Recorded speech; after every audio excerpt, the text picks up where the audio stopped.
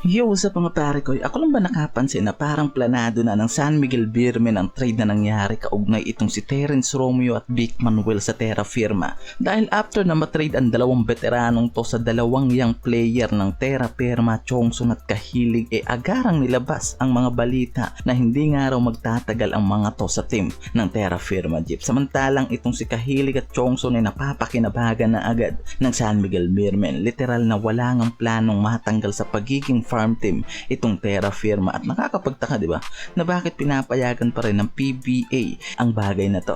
Unahin natin dito mga pare ko sa matagal ng anomalya na nangyayari sa Terra Firma Jeep. Alam natin una pa lang sobrang bulok na nga ng sistema na meron to mga asset players na tinitrade nila sa di makataong trade mula dito kila CJ Perez, di ba? Hanggang sa number 1 pick nilang si Joshua Monson, binigay lang nila yan sa Northport. Hanggang umabot nga dito kila Stephen Holt na naging rookie of the year nila at itong si Isaac Go. Binigay lang naman nila yan sa Hinebra kapalit itong mga veteranong players tulad nila si Stan Hardinger at Stanley Pringles. Di ba kung iningatan nga lang daw nila itong mga young and talented player na yan, sobrang laki talaga ng chance na maging isang competitive team ngayon itong Terra Firma at baka nga ngayon nasa mataas na rin na kalidad ang team na to at masasabing dominante kung hindi nga nila pinamigay yung mga future star nila tulad nila CJ Perez ngayon na very successful ang career sa San Miguel Beermen na umabot pa nga ang career sa Gilas Pilipinas. Itong si Monson na ang laking-laking bagay ang nilalaro ngayon sa Northport, and of course itong si Stephen Holt na unang sanang sa Hinebra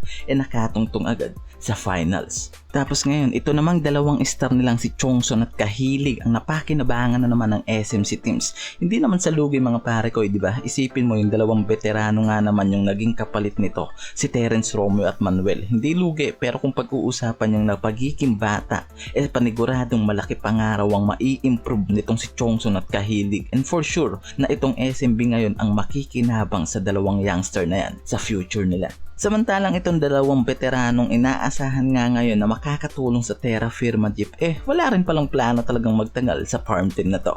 At alam rin nila na mga pare ko, wala naman talaga silang mapapala sa team na to. Kasabay niyan ang pagre-retiro na rin itong si Stand at itong si Stanley Pringles naman malapit na rin matapos ang contract. So ano iisipin natin, di ba mga pare ko, wala na namang matitira sa team na to ng Terra Firma and hindi man lang umusad ang team na to sa PBA sa ilang taon na paglalaro ng mga ito and nananatili na lang sa pagiging farm team ang team na to. Gaya naman sa lahat ng nangyayaring yan mga pare ko sa team na to ng Terra Firma, mapapaisip ka nasa plano nga kaya ang lahat mula dito kala Terence Romeo at Vic Manuel na biglaang pinakawalan ng SMB at kumuha ng magandang trade sa pagitan nitong si Wami Chongson at Andreas Kahilig na pawang mga young and talented ng Terra Firma at isa yan sa mga asset ngayon ng team na to. So naisip nyo ba yung naisip ko mga pare ko na maaaring alam ng SMB yung plano nitong si Vic Manuel at Romeo na mag-explore sa other league na kaysa bitawan nila i-trade na lang sa mga young asset ng Terra Firma at dun nga mas mapapakinabangan pa nga nila ng matagalan.